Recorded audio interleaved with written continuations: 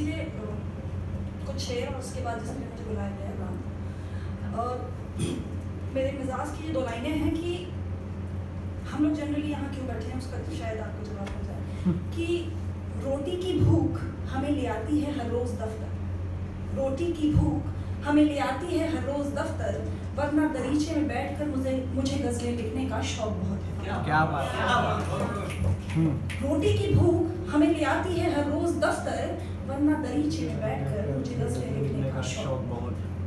और मेरी मिजाज की ये 2 लाइनें और हैं कि बहुत उल्फत तमाम सबक लेकर गम बहुत चला हूँ। इसमें मेल फीमेल अब शायद ने लिखी है तो कोई भी कि बहुत उल्फत तमाम सबक लेकर गम बहुत चला हूँ, मेरे तजुर्बे और पाँव के छाले बताते हैं कि मैं धूप में बहुत जला कि बहुत उल्फत तमाम सबक लेकर गम बहुत चला हूँ, मेरे तजुर्बे और पाँव के छाले बताते हैं कि मैं धूप में बहुत चला हूँ। ये ऊबड़ खाबड़ रास्ते अभी नहीं आए, मैं इनको बरसों जिया हूँ।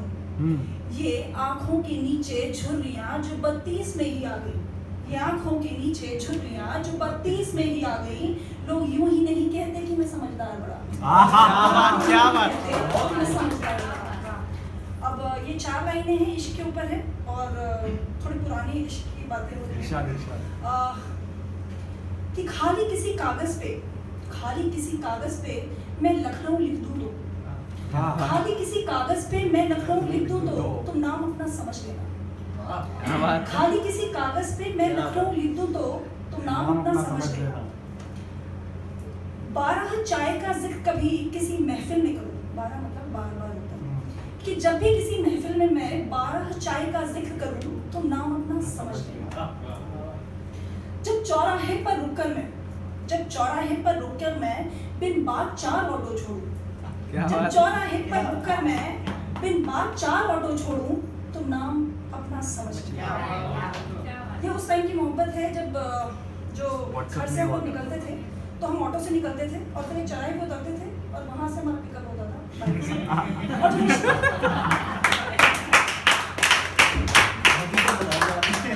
और जो रिश्तों का पैमाना होता था वो ऐसा माना जाता था कि अगर हम बाइक पे जा रहे हैं और जो रिश्ते की स्टैट्स होती थी वो ऐसे होती थी कि अगर लड़का बाइक चला रहा है और लड़की पीछे बैठी है और बीच में अगर बैग है तो वो फर्स्ट ईयर है और अगर लड़की का जो बैग है वो गोद में आ चुका है और हाँ यहाँ पर है तो वो सेकेंड ईयर है। और उसके बाद तो आप समझदार हैं। तो वापस फिर आती हूँ कि जब चौराहे पर रुककर मैं बिन बात 4 ऑटो छोड़ूं तो नाम अपना समझ लेना। वो सर्दी की उन धूपों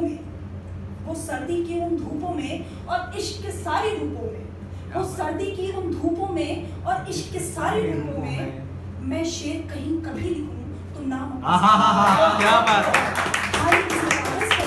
खाली किसी कागज पर मैं लखनऊ लिख दूं तो तुम नाम अपना समझ लो। राम जिसके लिए मुझे बुलाया गया, इसकी सिर्फ भूमिका इस कविता की इतनी सी है कि आज के समाज में भी या आज की दुनिया में भी अगर पिता अपने बेटे से कन्वर्सेशन कर रहा है या राम का एग्जाम्पल दिया जाता है, राम भगवान का, और ये उदाहरण दी जाती है कि राम जैसा बनो। और औरतों को भी कहा जाता है कि यहाँ तो क्या सीता माता को भी करना पड़ा, वो भी बदनाम हो गई तो तुम तो फिर भी एक नॉर्मल सी औरत हो। तो मुझे उस चीज़ से मैं बहुत ज़्यादा मुखातिब नहीं हूँ, मुझे बहुत ज़्यादा कनेक्ट नहीं हो पाती हूँ। कुछ मेरा अपना दृष्टिकोण है, किसी को किसी तरह का कोई भी समाज या किसी भी व्यक्ति विशेष पे मेरी कोई टिप्पणी नहीं है। मेरा अपना एक दृष्टिकोण है, हो सकता है आप सहमत हो सकता है आप कनेक्ट कर पाए। तो वहाँ से है कि और ये आज की रोज़मर्रा की ज़िंदगी में भी हम अपने आप को राम और सीता की तरह कनेक्ट कर सकते हैं। तो वहाँ से है कि वो भटकती रही जंगलों में उसके साथ, वो भटकती रही, ये औरतों के दृष्टिकोण से समझिएगा कि वो भटकती रही जंगलों में उसके साथ वो कुछ नहीं, वो भटकती रही जंगलों में उसके साथ वो कुछ नहीं, और माँ ने पुकारा बेटा राम हो गया। क्या बात। भटकती रही वो जंगलों में उसके साथ वो कुछ भी नहीं, पर माँ ने पुकारा बेटा राम हो गया। क्या बात है। वो कहलाने के लिए सिया राम, बहुत उच्चारण करते हैं सिया राम, कि वो कहलाने के लिए सिया राम धरती में जम गई, वो कहलाने के लिए सिया राम धरती में जम गई, लक्ष्मण दिखा के खून के रिश्तों का काट ज्यादा सना भटकती रही जंगलों में उसके साथ वो कुछ नहीं, माँ ने पुकारा और बेटा राम। क्या बात है। उसके बाद ये लाइन है कि वो होने के लिए सी सीता माता को बहुत उनका जो कैरेक्टर है मेरे हिसाब से बहुत विख्यात नहीं किया गया, लेकिन बहुत बड़ा है उनका कैरेक्टर। वो राजा की बेटी थी और उनके जीवन में कभी कोई मुश्किल नहीं आई थी, उन्होंने खुद ही एक्सेप्ट कर लिया था, क्योंकि जो हमारा हिंदू धर्म है उसमें ये होता है कि पति जिधर चल रहा है आपको भी उधर चल रहा है। तो वहाँ से है कि वो होने के लिए सीता जंगलों में लव कुश पालती रही, वो होने के लिए सीता जंगलों में लव कुश पालती रही, वो महलों में बैठकर पुरुषोत्तम राम हो गए। क्या बात है।